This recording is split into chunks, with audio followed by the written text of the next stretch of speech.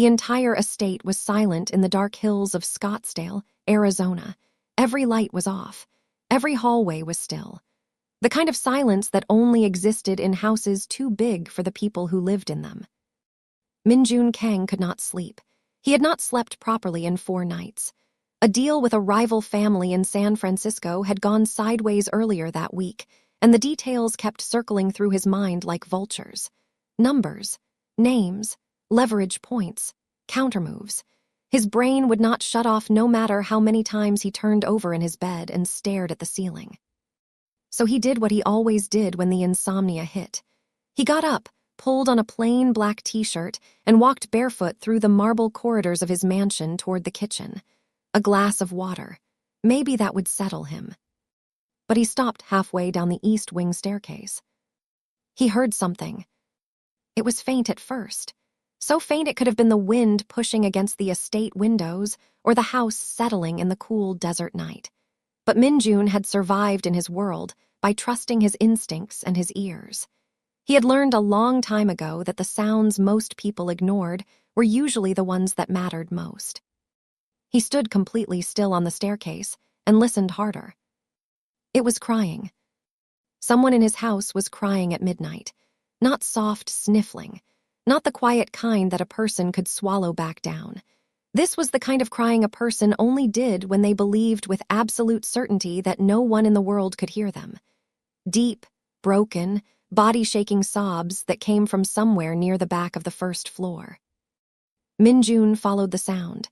He moved silently through the dark corridor past the formal dining room, past the library, past the second kitchen, until he reached the small utility room near the staff quarters.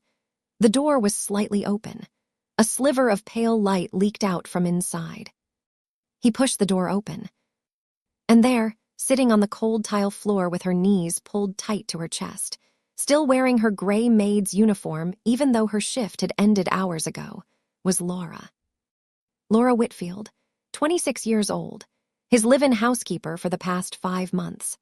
The woman who ironed his shirts with military precision, who kept every surface in this 12,000-square-foot estate spotless, who moved through his home like a ghost because she had learned quickly that Min-Jun valued silence above almost everything else.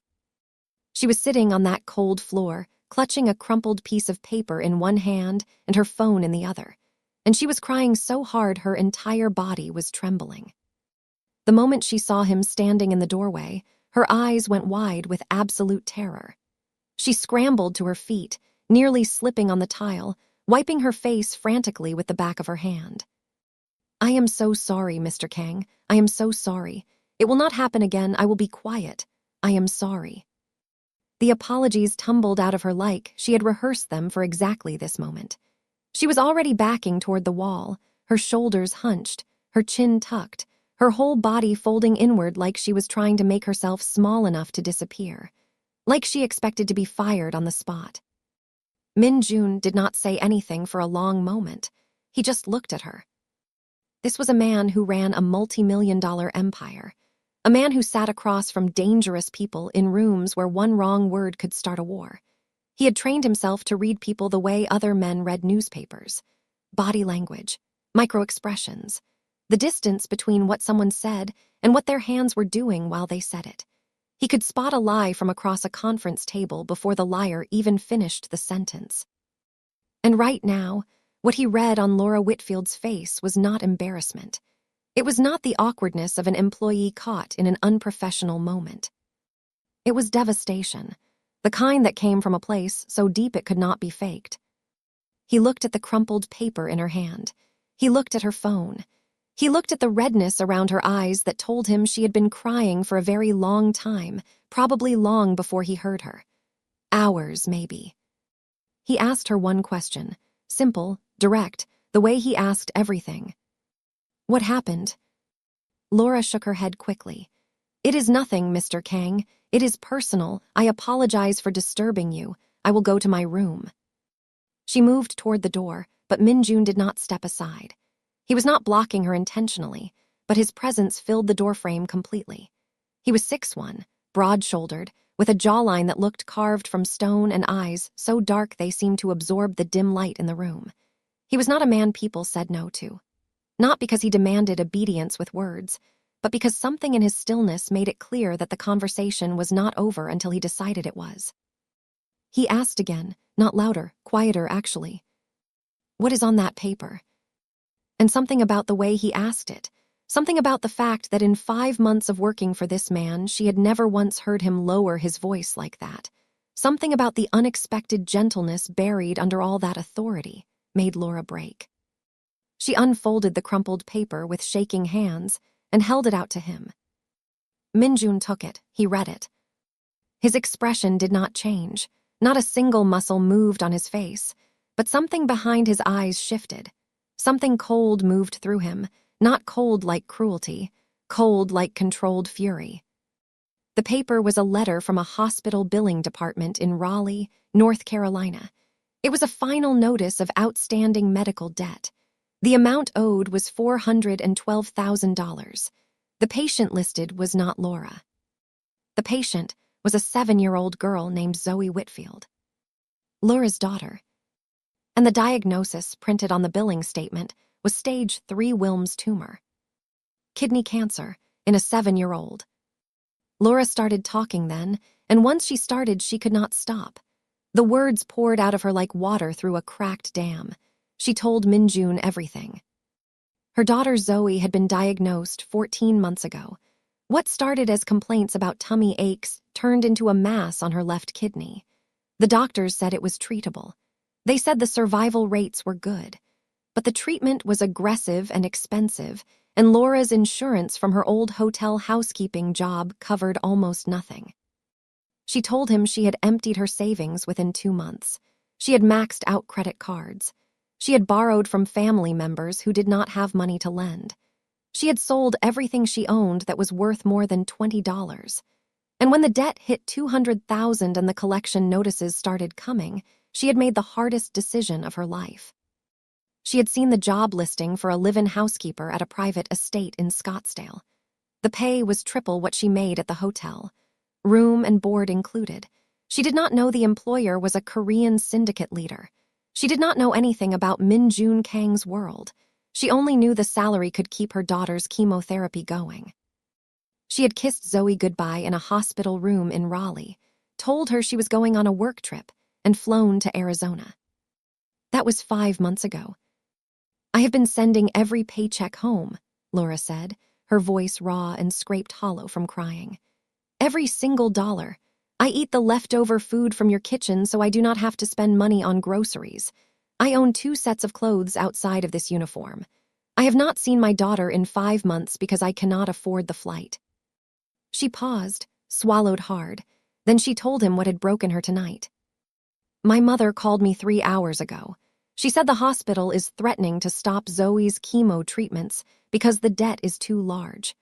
They said if we cannot make a substantial payment by the end of the month, they are going to suspend her treatment plan."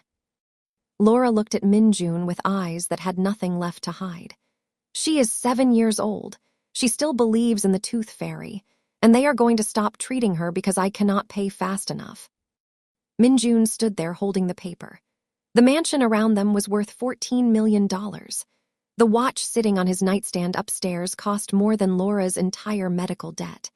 And this woman had been walking past his wealth every single day for 5 months, cleaning it, polishing it, organizing it, while her child lay in a hospital bed 2,000 miles away and the bills were swallowing her whole.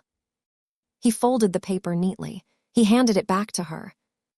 And then he said something Laura did not expect. "Go to bed. We will talk in the morning." Then he turned and walked out. Laura stood alone in the utility room, confused, embarrassed, and absolutely certain she had just lost her job. "Now let me ask you something real. If you were Minjun, a man with more money than he could spend in 3 lifetimes, and you just found out the woman cleaning your house has been silently drowning so her little girl can survive, what would you do?" I want to see your response in the comment, and do well to like this video and subscribe to the channel if you haven't done so. Now let's continue. Laura barely slept that night. She was up before dawn, earlier than usual, because she was certain that today was her last day in this house. She showered in the tiny staff bathroom, put on her pressed uniform, and began her routine as if nothing had happened. She told herself that if she just worked perfectly today, if she made everything flawless, maybe he would let her finish out the week. She needed every last day of pay. She cleaned the primary suite sitting room. She set up Minjun's breakfast the way he liked it. Black coffee, no sugar, a bowl of fresh fruit, and a single hard-boiled egg. She arranged his morning newspapers. She checked that the thermostat was set to exactly 69 degrees because that was what he preferred. She had memorized every single one of his habits over 5 months, not because anyone told her to, but because she understood that keeping this job meant keeping her daughter alive. Minjun came downstairs at 7:15. He was dressed in a fitted dark navy suit. He sat down at the long dining table and ate in silence while Laura stood near the kitchen entrance, waiting to clear plates. This was their routine. Every morning for 5 months, this was what they did. They had never had a real conversation. He gave instructions. She followed them. That was the arrangement. But today, after he finished eating, he did not stand up and leave for the office. He set down his coffee cup and looked directly at her. "Sit down." Laura hesitated. In 5 months, she had never once sat at this table. She did not even sit in the main rooms when he was out of the house. She began to say she was fine standing. Minjun repeated himself, "Sit down, Laura."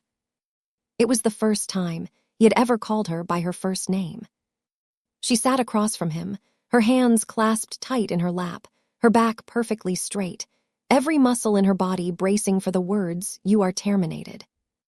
That was not what he said. He told her he had made 3 phone calls that morning. The first was to his personal attorney. The second was to a medical concierge firm based in Manhattan.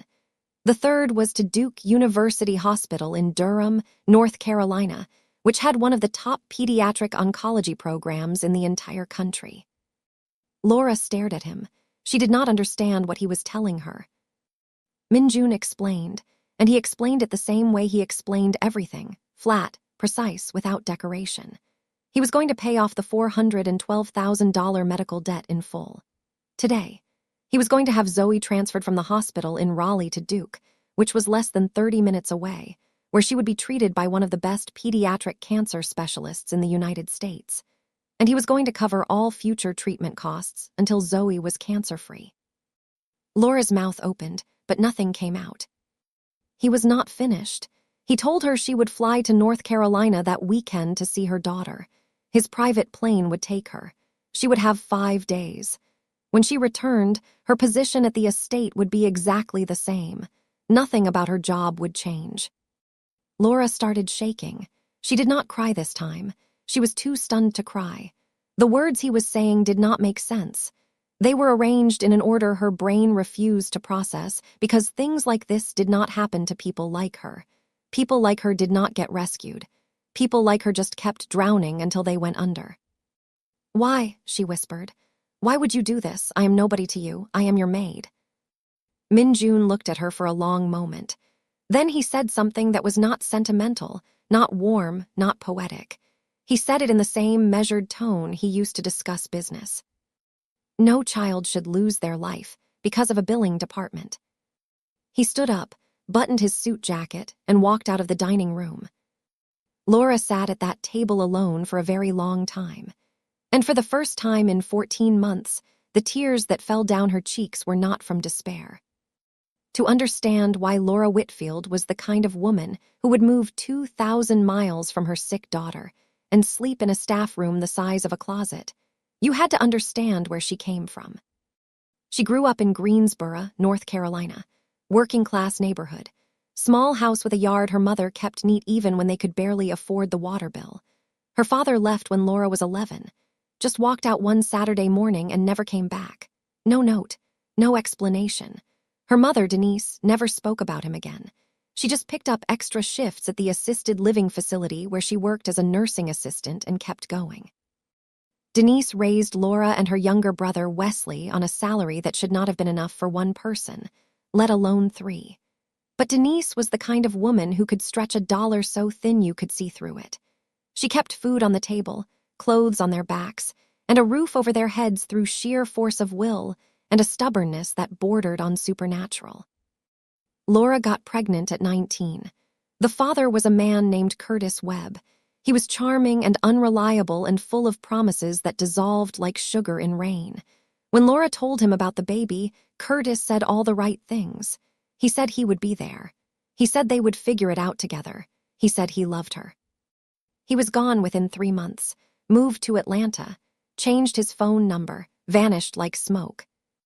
Zoe was born healthy and perfect on a Tuesday afternoon in July. 7 pounds, 4 ounces, with enormous brown eyes and a set of lungs that could be heard 3 rooms away. Laura held her daughter and made a promise that she would give this child everything she never had: stability, safety, a parent who stayed. For 6 years, Laura kept that promise. She worked as a hotel housekeeper at a mid-range chain in Raleigh. The pay was modest but steady. Her mother helped with childcare. Zoe started school. She was bright and curious and obsessed with space. She wanted to be an astronaut. She told everyone who would listen, including the mailman, the grocery store clerk, and her kindergarten teacher, that she was going to be the first person to live on Mars. Then Zoe got sick. It started with stomach aches that Laura thought were growing pains. Then came the fatigue. Then came the day Zoe's teacher called Laura at work and said Zoe had thrown up twice and could barely stand. The pediatrician ran tests. The tests led to imaging. The imaging led to a specialist. And the specialist sat Laura down in a small beige office and said the words that rearranged every atom in her universe. Stage 3 Wilms tumor. Treatable, the doctors said. Survival rates were good, they said. But the treatment was aggressive. Chemotherapy, possible surgery, months of hospital stays, and the cost was staggering. Laura's hotel job had basic insurance, but the out-of-pocket costs devoured her savings within 2 months. The copays, the specialists, the medications, the scans, the hospital stays. Every bill was a punch to the chest. She took out loans. She maxed credit cards. She borrowed from an uncle who was already behind on his own mortgage. She sold her car and started taking the bus. When the debt passed $200,000 and the collection calls started coming 3 times a day, Laura made the decision that would lead her to Min Jun Kang's doorstep. She kissed Zoe goodbye in a hospital room. She told her daughter she was going on a work trip. Zoe asked if she could bring back a souvenir. Laura said she would bring back the best souvenir in the world. Zoe said she wanted a rock from the desert because deserts were almost like Mars. Laura smiled and promised. Then she walked out of the hospital room and cried in the parking lot for 45 minutes before she could drive. That was 5 months ago. And every single night since, after her duties at the estate were done, Laura called her mother on FaceTime, asked about Zoe, listened to her daughter talk about the drawings she made that day, told her she loved her more than all the stars, and then hung up and cried silently in her small staff room. Until last night, when the crying would not stay silent anymore. Laura flew to North Carolina on Min Jun's private plane that Friday.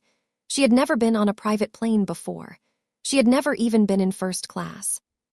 She sat in a leather seat that was wider than her bed at the estate and stared out the window and felt like she was dreaming someone else's life. A car was waiting for her at Raleigh-Durham International Airport. It drove her straight to Duke University Hospital. The transfer had already happened. Zoe had been moved from the Raleigh hospital 2 days earlier, and the difference was staggering. The room was brighter, bigger, warmer. There were murals of animals and forests painted on the walls. There was a child life specialist assigned specifically to Zoe. The medical team was world-class. Laura's mother, Denise, was sitting in a chair beside Zoe's bed. Denise was 57 now, with deep lines on her face and hands that showed decades of hard physical work. When she saw Laura walk through the door, she stood up so fast the chair scraped against the floor, and she grabbed her daughter and held on like she might disappear if she let go. Then Laura looked at the bed. Zoe was smaller than she remembered. The chemotherapy had thinned her hair, and her face had that pale, hollowed look that hospitals put on children who had been inside them too long. But she still had those enormous brown eyes. She still had the gap-toothed smile that had always made Laura feel like everything in the world could be okay. Zoe saw her mother, and her whole face lit up like a sunrise. "Mommy." She said it so loud that a nurse poked her head into the room to check. Laura crossed the room in 3 steps, climbed into the hospital bed, gathered her daughter against her chest, and held on. She held on and she cried, and she did not try to stop, and she did not care who saw. 5 months. 5 months of phone screens and pretending everything was fine and swallowing the lump in her throat when Zoe asked when Mommy was coming home. 5 months of sleeping alone in a room 2,000 miles from the only person who mattered. Laura spent the entire weekend at the hospital. She read to Zoe. She braided what was left of her hair. They watched cartoons together and ate Jell-O, and Laura slept in the hospital chair beside Zoe's bed with her hand resting on her daughter's arm, so that even in sleep she would know she was there. She also met with Zoe's new oncologist, Dr. Nair. Dr. Nair was calm and thorough and honest. She explained the treatment plan. The tumor was aggressive, but it was responding to chemotherapy. Zoe would need at least 6 more months of treatment, possibly surgery down the line, but Dr. Nair was cautiously optimistic. The fact that Zoe was now at a top-tier facility significantly improved her chances. Laura asked what the total projected cost would be through the end of treatment. Dr. Nair hesitated. Then she told her. With everything included, they were looking at potentially over $700,000. Laura felt the floor drop. Min-Jun had paid $400,000, but there was potentially $300,000 more to come. She could not ask him for that. She could not. He had already done more than any stranger had ever done for her. She would not become a burden. She would find a way. She always found a way. While Laura was in North Carolina, something unexpected happened at the Kang estate. Min-Jun noticed her absence. Not in a practical sense. He had arranged a temporary replacement through his head of household, a competent woman who performed every task adequately. The house was clean. The meals were prepared. The routine was maintained. But something was off. Something was missing in a way that Min-Jun could not quite name but felt constantly, like a low hum that had suddenly stopped. Laura had a way of anticipating what he needed before he needed it. She knew he preferred the curtains in his study drawn halfway at exactly 4 in the afternoon, when the sun hit the west side of the house. She knew he took his evening tea with exactly 1 ice cube, because he did not like it too hot. She knew to leave a glass of water on his nightstand at 9:30 every night, because he always forgot to hydrate before bed. These were small things, invisible things, the kind of details that only mattered when they were gone. On Saturday evening, Min-Jun found himself standing in the utility room where he had found Laura crying. He did not know why he walked in there. There was nothing to see. The room was empty and clean and smelled faintly of lemon cleaner.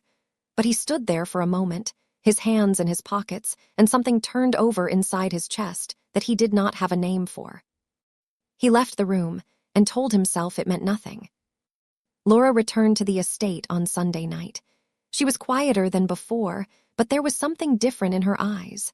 A softness, a warmth, like seeing her daughter alive and receiving real treatment from real doctors at a real hospital had given her something she had not had in over a year. Hope. She went to Min-Jun's study to let him know she had returned. He was sitting behind his desk, reviewing something on his laptop, the blue light from the screen cutting sharp angles across his face. He glanced up at her when she knocked on the open door. "I am back," Laura said. She stood in the doorway with her hands clasped in front of her, and she tried to find words big enough for what he had done. She could not find them, so she said the truest thing she could. "I do not have words that are big enough, so I am just going to say thank you, and I am going to mean it with everything I have." Min-Jun looked at her. For just a moment, something cracked in his stone-faced composure. A flicker, a hairline fracture in the wall he kept between himself and the world. Then he nodded. "Good, get some rest." Laura turned and left his study.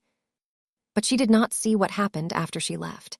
She did not see Min-Jun lean back in his chair and close his eyes and sit in complete silence for a long time, pressing his thumb against his temple the way he always did when something was bothering him. Something was bothering him, and for the first time in as long as he could remember, it was not business. Meanwhile, Minjun's right-hand man and oldest friend, Seung-ho Park, received a call from a contact in San Francisco. The Yun family, the rival syndicate that had been pressuring Minjun for months, had been asking questions. Not about business, about Minjun's household, about his staff, about who was close to him.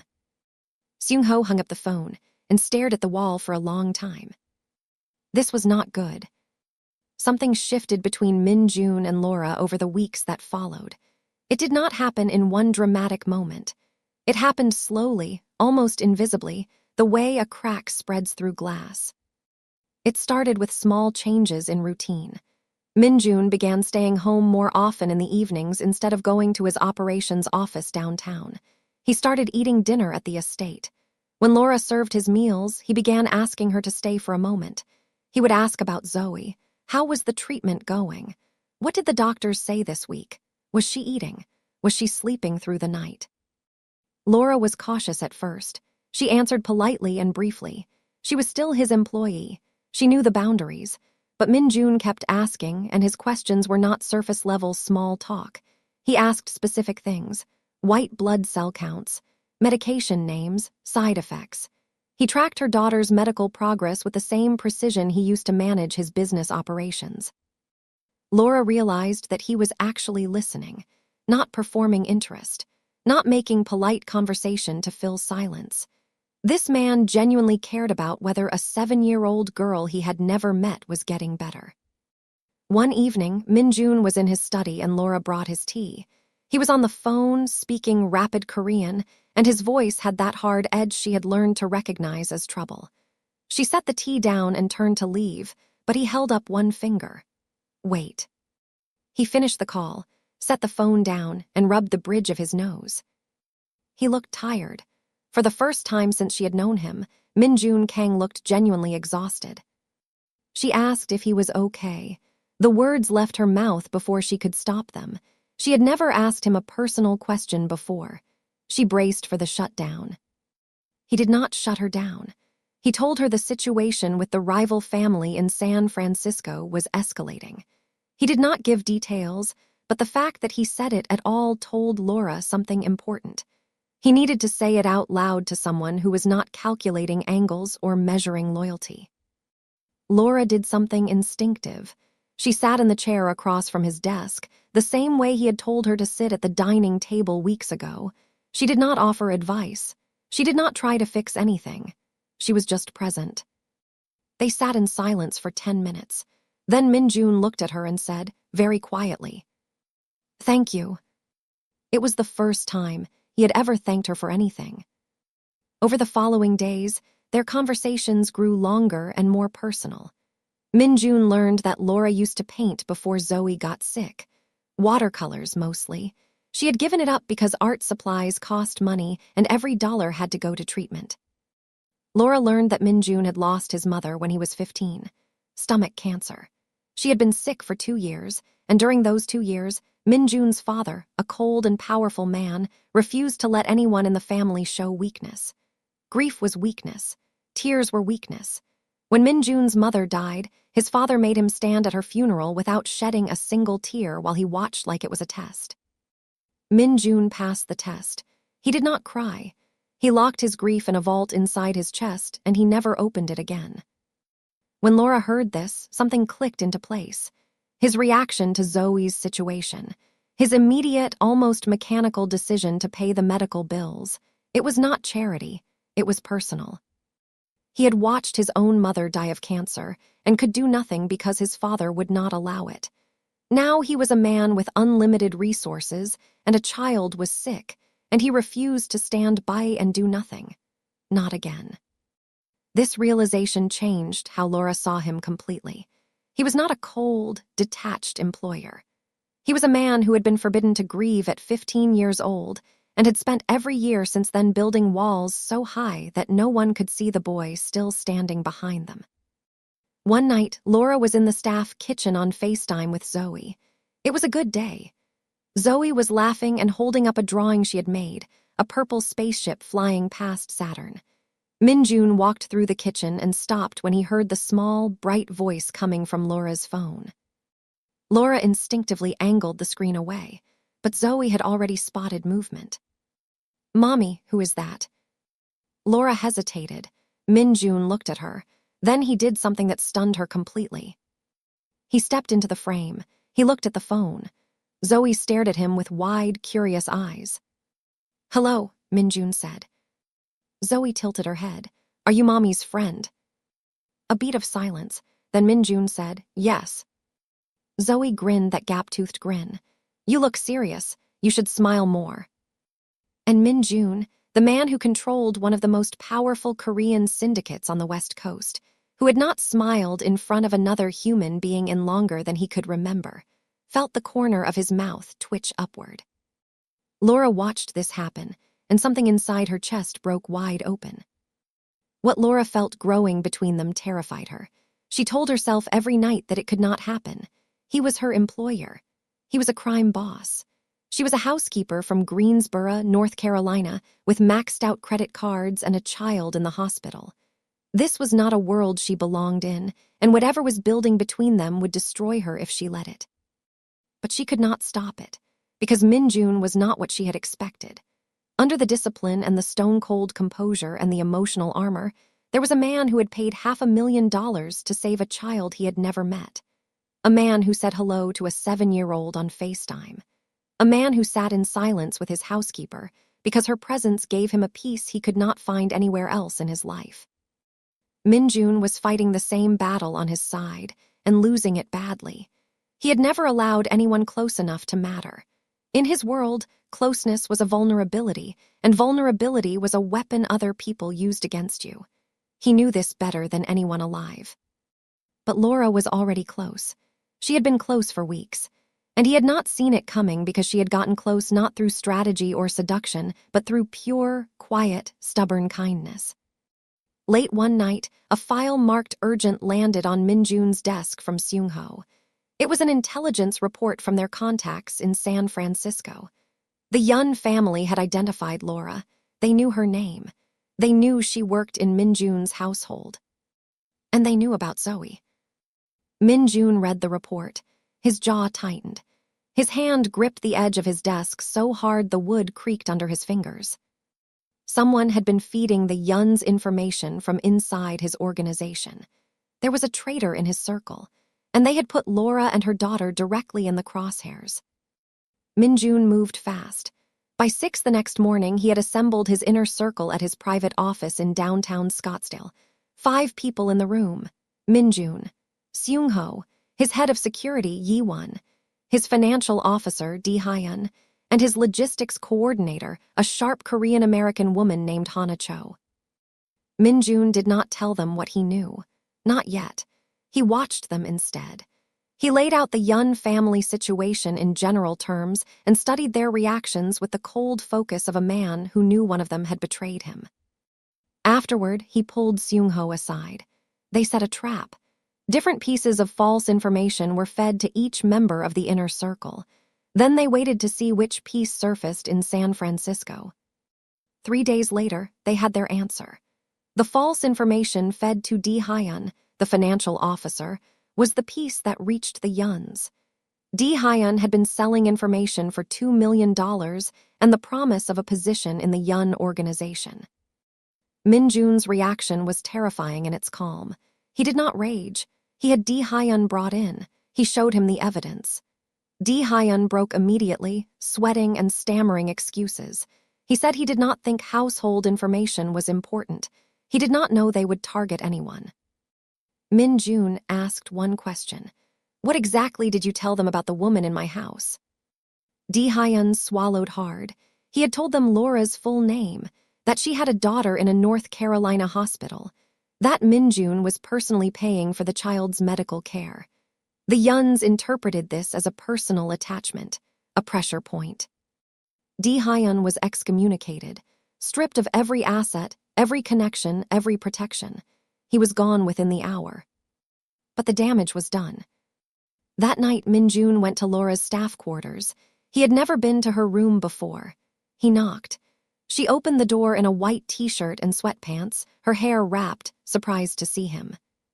He stepped inside and closed the door. And he told her the truth, not all of it, but enough. A rival organization had learned about her and about Zoe. They might try to use that information. He had already increased security, but he needed her to understand the seriousness. Laura listened without panicking. She looked at him with those steady brown eyes and asked the only question that mattered to her. "Is my daughter safe?" He told her yes. Private security was already stationed at Duke Hospital. 2 guards around the clock near Zoe's room. Denise had been briefed. Laura nodded slowly. Then she asked a second question.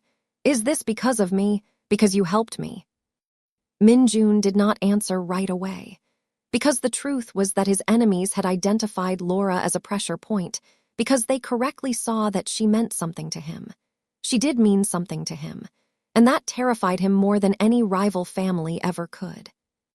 "This is because of who I am," he said, "not because of anything you did." Laura looked at him. She could tell he was not telling her everything.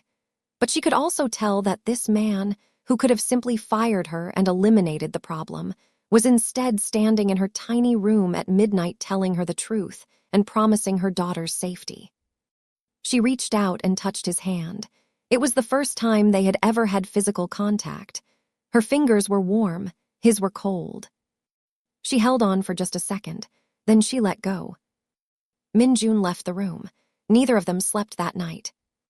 The Yun family made their next move through a polished intermediary named Philip Yun, the old patriarch's grandson. He requested a meeting with Min-jun at a private restaurant in Beverly Hills. Neutral ground. The meeting was tense but civilized. Philip was Ivy League educated, casually dangerous, and his proposal was straightforward. The Yuns wanted Min-jun to cede his Southern California operations, specifically his legitimate real estate and hospitality holdings in Beverly Hills and Newport Beach. In exchange, they would leave his Arizona and Nevada operations alone. Min-jun declined. Philip smiled. Then, very casually, he mentioned he had heard Min-jun had been generous lately. Something about a hospital in North Carolina. The message was unmistakable. "We know about her. We know about the child. We can reach them." Min-jun did not react. He finished his water, stood, and buttoned his jacket. He told Philip to give his grandfather a message. If anyone connected to the Yun family went near Laura Whitfield or her daughter, it would not be a business dispute anymore. It would be something else entirely. He walked out. Back in Scottsdale, despite the danger swirling around them, Min-jun and Laura continued to grow closer. The threat had torn down the last wall of employer-employee formality between them. They spent evenings in his study. Sometimes they talked. Sometimes they sat in companionable silence. The quiet between them had become its own language. One evening, Min-jun asked Laura what Zoe wanted to be when she grew up. Laura smiled. She changes her answer every week. Last week it was a veterinarian. This week it is an astronaut again. She paused. She told me once that she wants to go to space because maybe in space the medicine would not taste so bad. Min-jun looked at her. Something in his face shifted. "She sounds brave." "She gets it from her grandmother," Laura said. "I think she gets it from you." It was the most personal, emotionally honest thing he had ever said to her. Laura's eyes burned. She looked away. When she looked back, he was already focused on his laptop, as if the moment had not happened. But his hand on the desk was not quite steady. Then 2 things happened almost simultaneously that threw everything into chaos. First, Laura's phone rang with a number she did not recognize. She answered. It was Curtis Webb, Zoe's biological father, the man who had vanished 7 years ago. He said he had heard Zoe was sick. He said he wanted to see her. He said he had changed. And when Laura told him to lose her number, he said he would file for visitation in family court. Second, Laura's mother Denise called from Duke Hospital, her voice shaking. A stranger had come to the hospital, a well-dressed Korean man. He had asked the front desk for Zoe Whitfield's room number. The security team intercepted him before he reached the pediatric floor. But as he was being escorted out, the man had looked up at the hallway window where Denise was standing. And he smiled. Laura's blood went cold. She ran through the estate to find Min-jun. Everything accelerated after that night. Minjun made a decision that surprised everyone, including himself. He told Laura to bring Zoe and Denise to Arizona, all of them under one roof. Zoe would be transferred to Phoenix Children's Hospital. They would live at the estate, the most secure location he controlled. Laura protested. It was too much. She was already drowning in what she owed him. Minjun stopped her. I am not doing this for you, Laura. I am doing this because I cannot lose anyone else to something I could have prevented. Laura heard the word else and understood exactly what he meant. His mother, the woman who died of cancer when he was 15 while his father stood by and called grief weakness. 3 days later, Zoe and Denise arrived in Scottsdale via private medical transport. Denise stood in the middle of her guest suite at the Kang estate, a room larger than the apartment she had lived in for 30 years, and said nothing for a very long time. That night, she pulled Laura aside. What does this man want from you? Nothing, Mama. He has not asked for anything. Denise looked unconvinced. Men like that always want something. Laura did not respond because she did not know how to explain what was happening between her and Minjun. She barely understood it herself. 2 days later, Minjun met Zoe in person for the first time. She was sitting up in her hospital bed at Phoenix Children's, coloring. She had a pink bandana on her head and a hospital bracelet on her tiny wrist. She looked up at Minjun with those enormous brown eyes and recognized him immediately. You are Mommy's friend, the serious one. Minjun stood at the foot of her bed. This was a man who had stared down the most dangerous people in the syndicate world without flinching. But a 7-year-old cancer patient looking at him with curiosity and absolutely zero fear nearly broke him where he stood. I hear you want to be an astronaut, he said. Zoe's face lit up. Yes, do you know any astronauts? No, but I can find one. Zoe grinned and held up her coloring page. What color should I make the spaceship? Minjun studied the page with genuine consideration. Black. Zoe wrinkled her nose.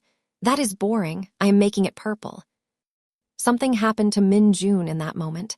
Something fundamental and irreversible. The armor he had spent his entire adult life building did not crack. It did not break. It simply ceased to exist. He sat down beside Zoe's bed and stayed for 2 hours.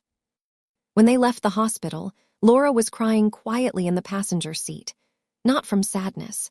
From something overwhelming and unnameable. The sight of this powerful, guarded man sitting patiently beside her daughter's bed, debating the color of a spaceship, had undone something inside her that she could never put back together. In the car, without looking at her, Minjun reached across the center console and took her hand. She held on. Neither of them let go for the entire drive home. Minjun's attorneys handled Curtis Webb with surgical precision. The background check revealed a history of financial instability, 2 prior arrests for writing bad checks, and a string of broken leases across 3 states. 7 years of zero contact, 0 child support, 0 effort. His legal team filed a motion reviewing Curtis's parental standing based on abandonment.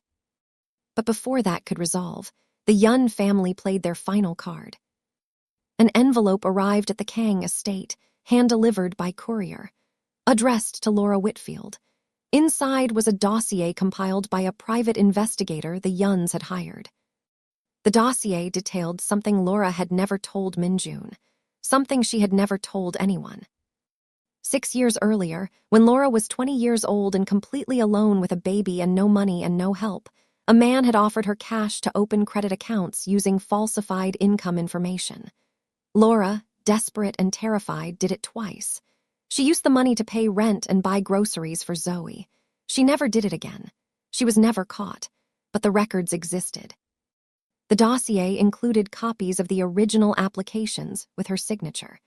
It also included a draft letter addressed to the Arizona State Attorney General's office alleging fraud. A handwritten note accompanied the documents. We all have secrets. Some are more expensive than others.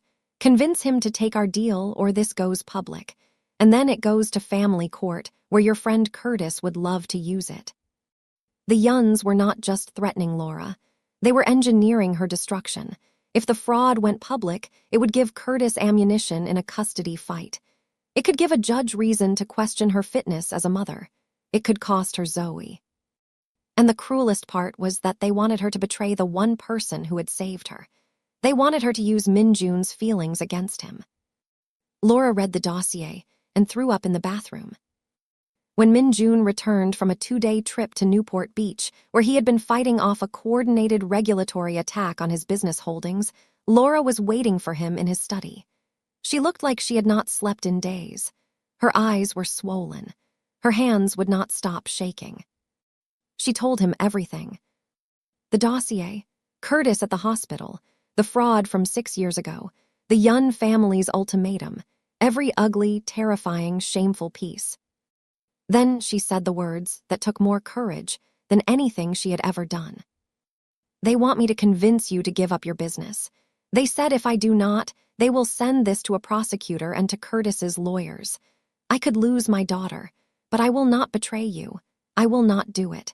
So I need you to know the truth, all of it, before someone else uses it against you. She braced for anger, for betrayal, for the door.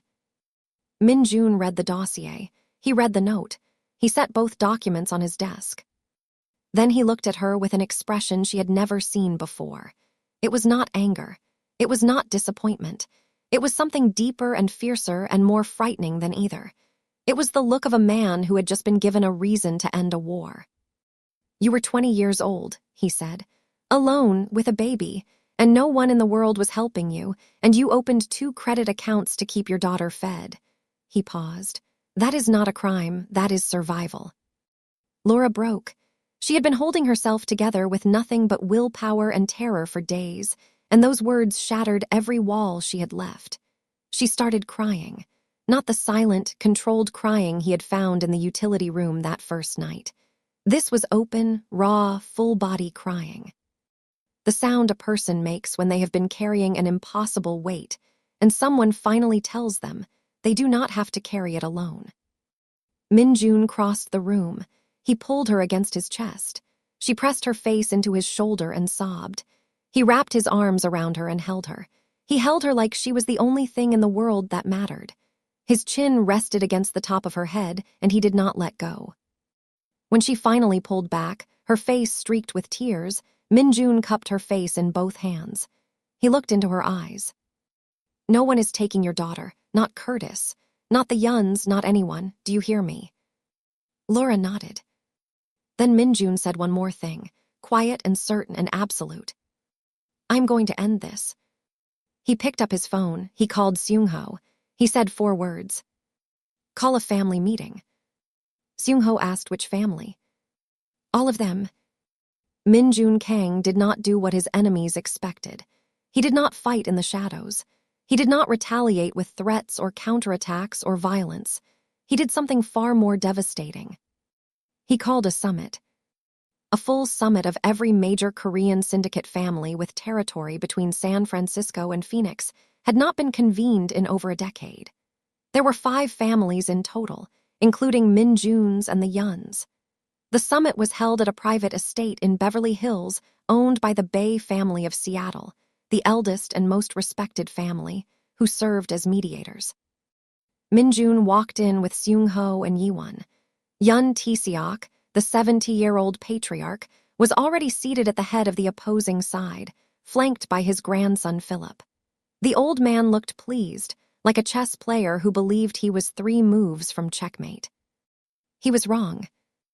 Minjun addressed the summit calmly and methodically. He did not raise his voice. He presented evidence. Meticulously documented, verified, undeniable evidence that the Yun family had violated the foundational agreements between the families by targeting a civilian, a child under medical care, for leverage in a business dispute. In this world, there were rules, unwritten, brutal, but absolute. And the most fundamental rule, the one that had kept the families from all-out war for 3 decades, was simple. Civilians, especially children, were never used as pawns. Minjun laid out everything. The dossier, the private investigator, the man sent to smile at a grandmother through a hospital window, the blackmail letter, the attempt to weaponize a mother's desperate past against her. The room went silent. The heads of the other families looked at Yun Tseok. Philip Yun tried to spin it, calling it standard information gathering, an exaggeration. Min Jun cut him off. He looked directly at Philip and spoke in a voice that could have frozen the air between them. You sent a man to stand outside a 7-year-old cancer patient's hospital room and smile at her grandmother through the window. That is not due diligence. That is a declaration. Bae Sung-min, the 80-year-old Seattle patriarch who had seen everything there was to see in this world, spoke. The Yun family had overstepped. The other family heads agreed. Unanimous. The ruling was swift. Yun Tseok had to withdraw all operations from Arizona immediately. Cease all intelligence gathering on Min Jun's household. Pay reparations. The standing agreement would be amended to include explicit protections for household staff and their families. Yun Tseok agreed because he had no choice. He was humiliated in front of his peers, in front of his own grandson. The most powerful thing Min Jun could have done to him was exactly what he did. He did not destroy him with force. He destroyed him with the truth. Before leaving, Min Jun walked to the old man's seat. He leaned down so only Tseok could hear. If you ever go near them again, I will not call a summit. I will call something else entirely. He straightened his jacket and walked out. Curtis Webb folded just as completely. When Min Jun's legal team presented the full picture, the abandonment case, the background check, the expired statute of limitations on Laura's old credit applications that made the Yun's blackmail material legally worthless, Curtis's own attorneys told him he had no chance. He signed papers relinquishing any custody claim. He sent Laura one final text. I hope she gets better. And then he disappeared again, this time for good. Laura read the text and felt nothing. Not anger, not sadness, not relief. Just the quiet emptiness of a door finally closing on something that never really existed. The months that followed were the first peaceful ones Laura had known since Zoe's diagnosis. Zoe's treatment at Phoenix Children's Hospital progressed steadily. Her oncologist, Dr. Roland Jeffries, was brilliant and gentle, and Zoe adored him because he let her pick the color of her medical tape each visit. She always picked purple. Her scans improved. Her energy came back in small, precious increments. She started laughing more. She started demanding purple everything. Purple jello, purple blankets, purple markers. She made drawings of spaceships and taped them to the walls of her hospital room until it looked like a gallery exhibit curated by a 7-year-old astronaut. Min Jun visited every week. At first, Zoe called him Mommy's friend. Then she started calling him Mr. Serious. He pretended to be offended. She giggled every single time. One afternoon, while Min Jun sat beside her bed, helping her build a Lego set, Zoe looked up at him with those enormous brown eyes and said, very casually, "You should just come live with us all the time." Min Jun froze with a Lego brick in his hand. He looked at Zoe. Then he looked at Laura, who was standing in the doorway with her hand pressed over her mouth and tears streaming silently down her cheeks. He looked back at Zoe. "I will think about it." "That means yes," Zoe said confidently. She was not wrong. The relationship between Min Jun and Laura had evolved from unspoken gravity to quiet certainty. There was no dramatic confession scene, no grand romantic gesture. It happened the way real love happens between two people who have walked through fire together. Slowly, and then all at once, and then so completely that neither of them could remember what life felt like before. One evening in his study, Laura closed her book and looked at him. "I never asked you to save me." Min Jun did not look up from his laptop. "I know." "So why did you?" He stopped typing. He looked at her. The mask was gone. The armor was gone. All that was left was the man who had heard a woman crying at midnight and could not walk away. "Because you were the first person in this house who made it feel like something other than a building." Laura stood up. She walked to his desk. She took his face in her hands, the way he had taken hers that night she confessed everything, and she kissed him. It was slow and warm and honest, and it felt like every month of distance and longing and fear compressed into a single moment of surrender. Min-jun kissed her back. His hands found her waist.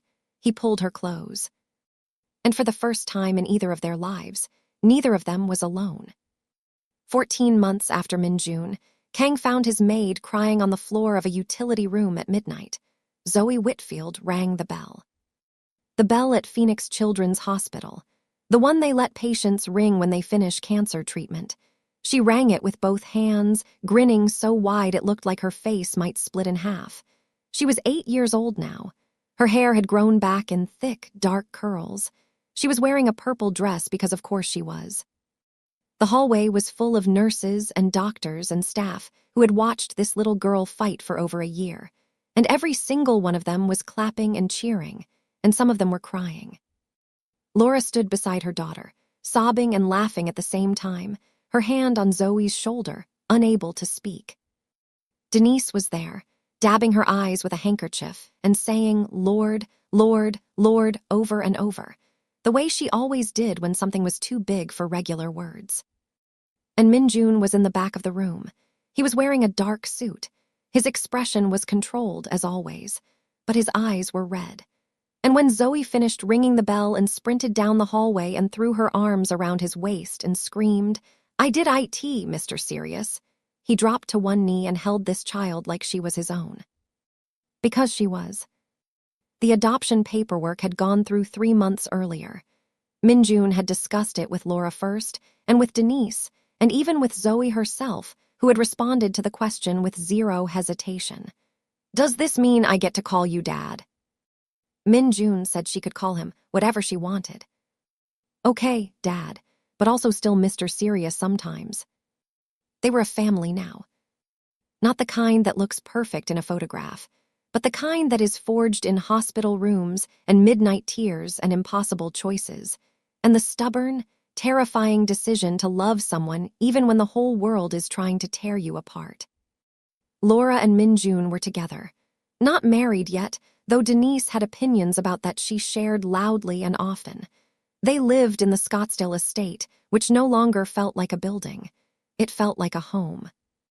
Denise had her own suite and had taken over the kitchen entirely, displacing the estate's professional chef, who now took orders from a 57-year-old woman from Greensboro who made sweet potato pie so good it had made Seung-ho, the most stoic man on the West Coast, ask for a second slice.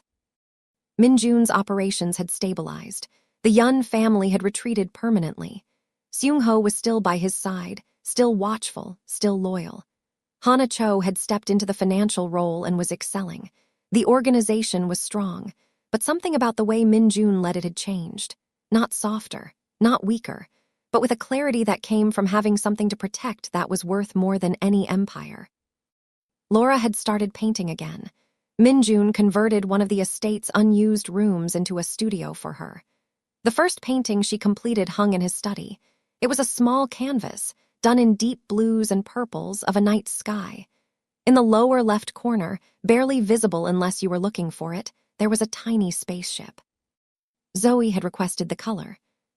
It was purple.